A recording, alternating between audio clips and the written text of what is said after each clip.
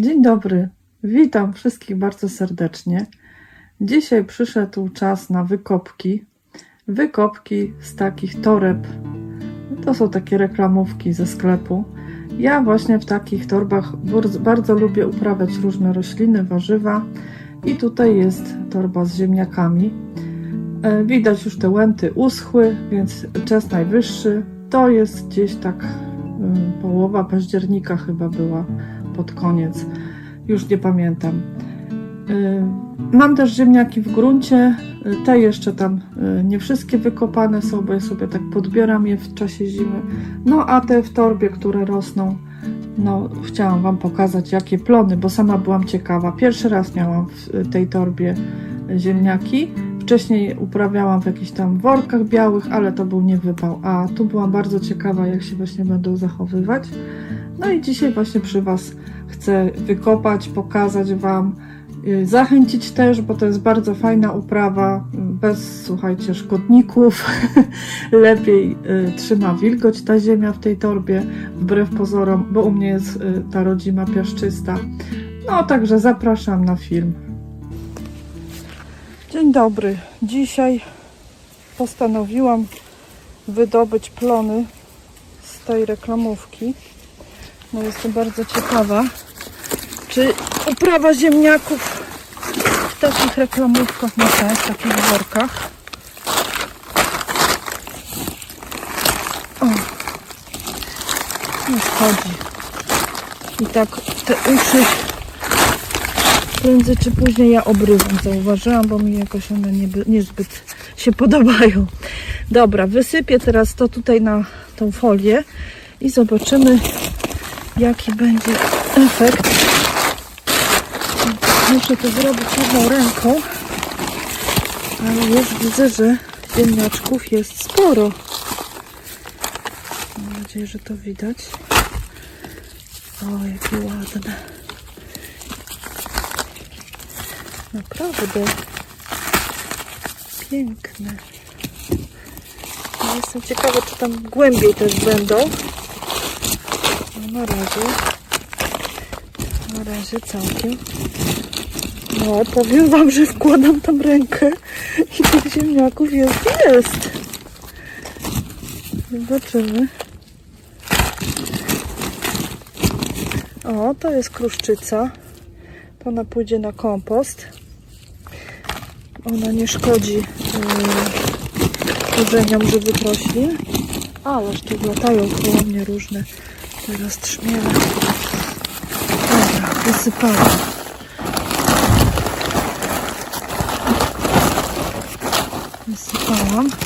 Więc tak, one nie poszły, widzę, tam w głąb. Nawet nie wiem, czy tak za bardzo korzeniami poszły w głąb. Coś tu widzę. O, jest jakiś jeden ziemniak. Teraz padało, więc ta ziemia jest dosyć taka mokra. No nie, były korzenie w głąb, były. Tu na kompost. Teraz to tak, wiecie, przejrzę już dokładnie. Może teraz, wiecie, zrobię przerwę i wyciągnę te kartofle. Już tak oczyszczę, nie? To co ma być, bo to jedną ręką mi jest, wiecie, ciężko robić. No, czyli one tak przy tej powierzchni się najbardziej... No, chociaż tutaj też jest ich trochę. No, to ja chyba, wiecie co, powyciągam i pokażę Wam już efekt jakby końcowy tego, nie? No, bo jedną ręką mi trochę jest, wiecie, trudno. I to będzie długo trwało. Takiej średniej wielkości, dużo takich drobnych. Ja te ziemniaki w ogóle, tego ziemniaka posadziłam w tej reklamówce, wiecie co, to już był 20 chyba lipiec. I tak naprawdę nie liczyłam, że tam będzie cokolwiek. Ale jednak zdążyło coś obrodzić. Też dużo jest takich właśnie drobniaczków. Może jakbym to wcześniej zrobiła, nie? To one by zdążyły bardziej no, większy plon wydać. Ale te malutkie to bardzo lubimy właśnie, ja już to mówiłam nieraz, tak w piekarniku nie obierać skórek, tylko od razu właśnie do piekarnika. To bardzo, no dzisiaj sobie właśnie planuję takie warzywa zrobić w piekarniku. To sobie upieczemy. Te kruszczyce to ja właśnie na kompost daję. Nie wiem nawet skąd one się tu wzięły, może z kompostem właśnie. No, bo one tam będą miały lepsze warunki do zimowania niż w takiej reklamówce, bo ja zaraz tą ziemię z powrotem wrzucę do tej reklamówki i ona na przyszły sezon będzie, no coś tam posadzę w niej. Myślę, że może nie ziemniaki, tylko coś innego. Może w przyszłym roku tam dosypię kompostu, coś tam, wiecie, wzbogacę czymś. Tak co roku robię. Ja tą ziemię z tych donic wykorzystuję ponownie. Tutaj jeszcze widzę się trociny nie zdążyły rozłożyć. Tu była ziemia taka fajna, próchnicza. Zresztą to widać, zobaczcie. Ona jest taka jak, no nie torf, ale taka naprawdę tak się aż rozmazuje na rękach. Chociaż ma fajną strukturę, taką dosyć gruzełkowatą. Ona taka zasobna była, bo tam w gruncie u mnie to te ziemniaki w takim prawie, że piachu rosną. Można powiedzieć nie prawie, tylko w piachu. Teraz jak właśnie tą studnię próbowaliśmy kopać, to po prostu w szoku byłam, że tak naprawdę to na 2 metry jest sam piach. Jakoś ja myślałam, że to może jest taki, wiecie, bardziej taka słaba gleba, a to nawet nie jest gleba, tylko po prostu sam piach. Także ja jestem i tak mega zadowolona, że na tych moich piachach to cokolwiek rośnie tutaj. No, bo przecież weźcie jakąś glebę zasobną, a taki piach. No, jaka różnica w uprawie? Przecież takich jakichś zasobnych gleb to za bardzo nawet nie trzeba jakoś użyźniać, nawozić. Wilgoć trzymają. Ja właśnie na tych workach widzę, że kiedy jest taka właśnie gleba w tych workach, właśnie taka zasobna, taka próchniczna, taka trzyma wilgoć, o to jasne, to są jeszcze trociny, bo ja tam na dno sypałam trociny i one jeszcze się nie rozłożyły. Ale właśnie co ja mówiłam, aha, o podlewaniu, że nawet te worki nie musiałam codziennie ich podlewać w upały, mimo że na nie słońce padało i ta czarna folia się szybko nagrzewa, więc ta ziemia była dosyć sucha tak naprawdę w nich. Dosyć ciepła gleba, dosyć sucha. No a i tak jakoś codziennie nie musiałam. No już rodzynki brazylijskie to codziennie musiałam podlewać, jak były upały, bo to już duże krzaki, ale na początku też nie, jak były krzaki małe. No jak już takie dreblasy, wiecie, po 2 metry mi porosły, no to już one więcej tej wody potrzebowały, a te doniczki tu mają tak 8-12 litrów. No i to chyba wszystko, także widzicie, gadu i poprzebierałam. Tutaj te jeszcze kruszczycy osobno. Mogłabym je zostawić, ale tam w kompoście będą miały lepiej, bo będzie i cieplej i też więcej materii. No patrzcie, z jednej reklamówki taki krzak był. Ja jestem zadowolona, bo naprawdę no nie mam tu wagi, żeby wam powiedzieć ile wagowo. Ale może jakbym tak te ziemniaki posadziła na dnie i dosypywała, nie wiem. No ale zobaczcie, taki woreczek i tyle ziemniaczków. To całkiem dużo jest, ja uważam.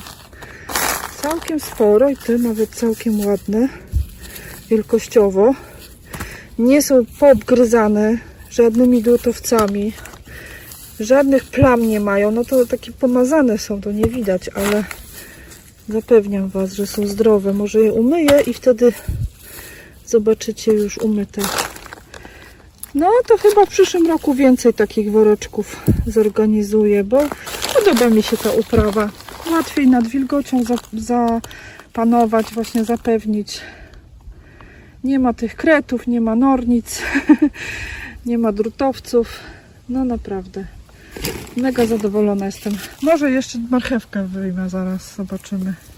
Już ziemniaczki wybrane, zebrałam ziemię. Uch, aż się zasapałam. A tutaj jest ten worek z marchewką, którą siałam w krochmalu. No i nie myślę, że jakieś są mega plony, ale zobaczmy.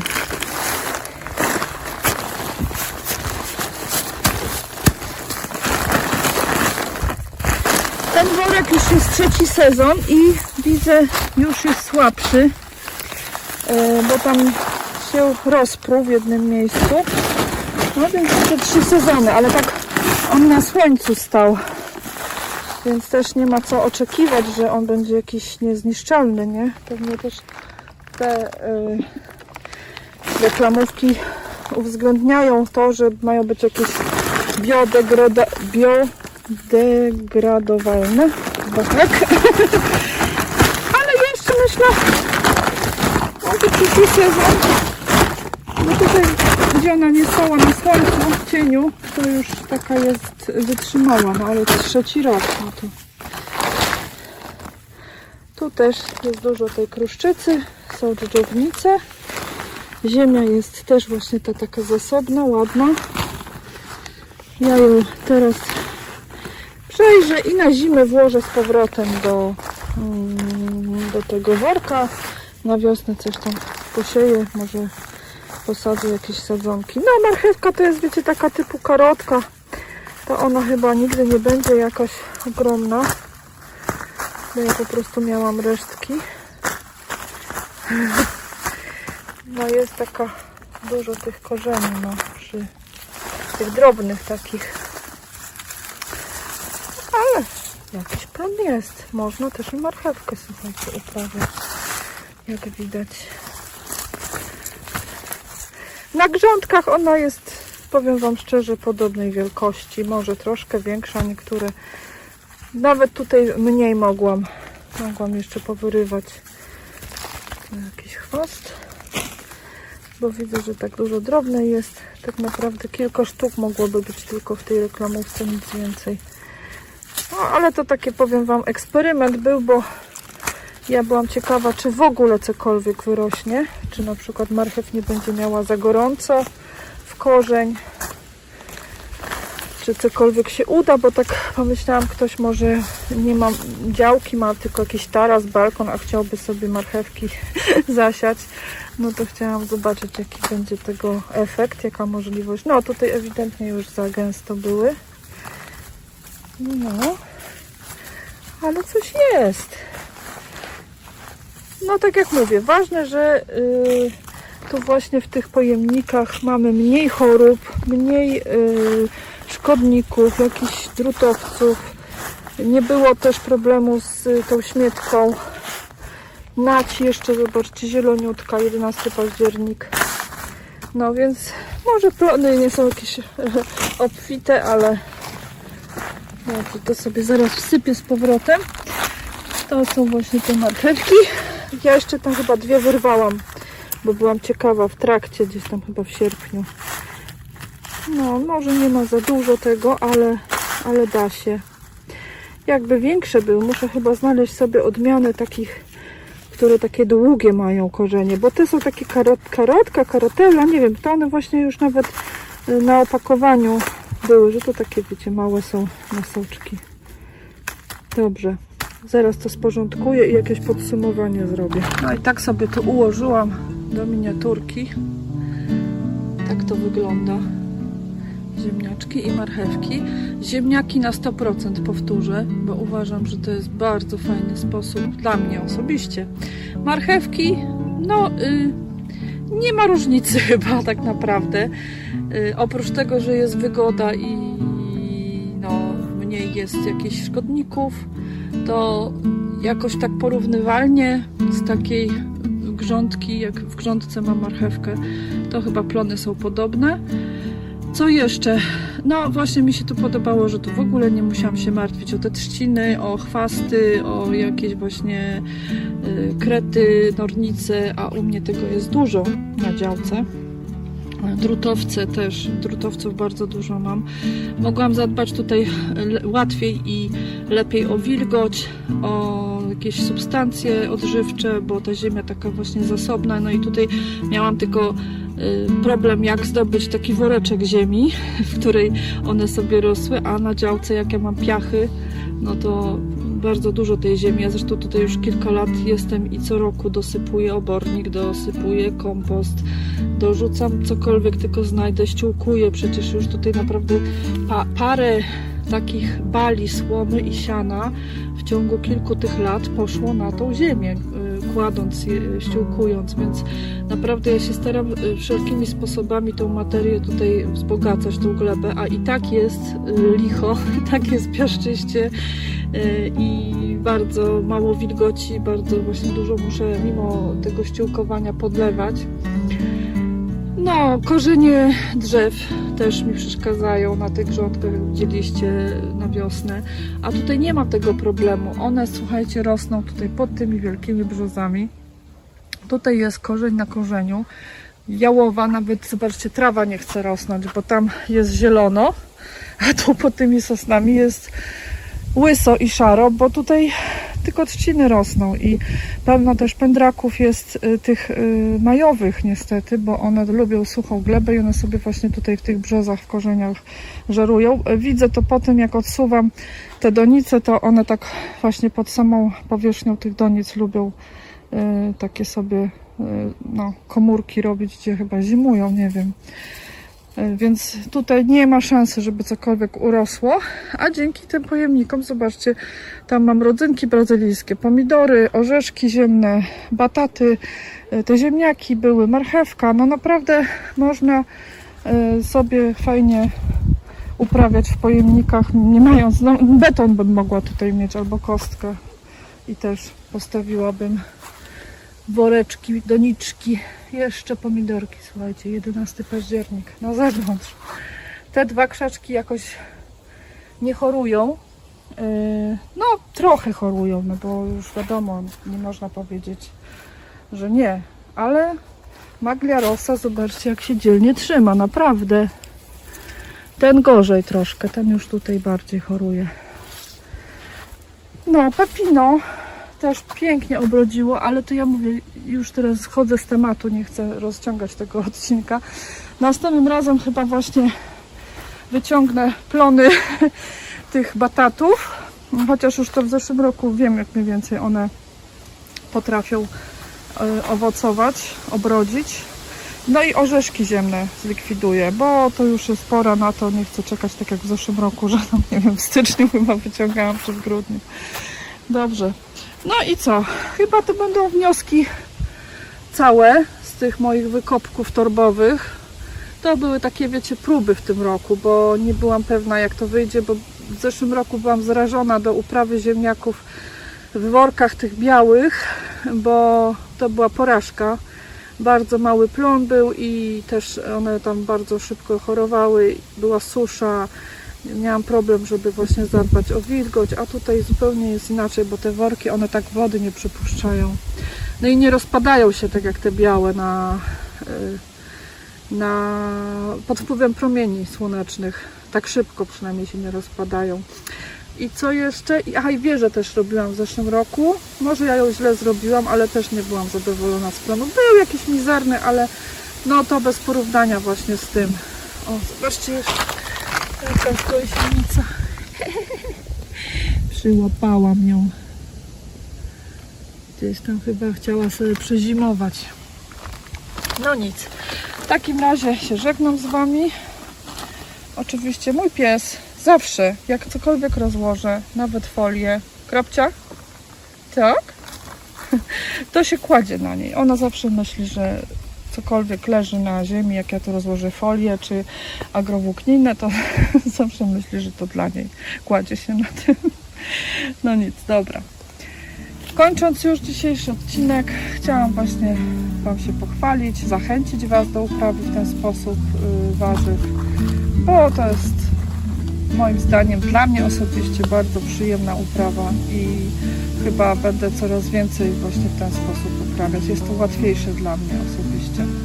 Nawadnianie kropelkowe też można rozwiązać, bo można właśnie wąż taki kupić nie z takimi dziurkami, tylko takie dozowniki, tam się wbija takie wężyki. Ten sam wąż jest bez dziurek, tylko właśnie później jak go rozciągamy między tymi donicami, to można właśnie takie sobie kupić dozowniki, wbić już w to miejsce, gdzie chcemy taki kroplownik i daną doniczkę właśnie podlewać w ten sposób. Chyba w tym przyszłym roku może coś takiego spróbuję. No nic, kończę już, kochani, zbieram plony do domu. No i na dzisiaj się żegnam z Wami. Do zobaczenia. Pa, pa.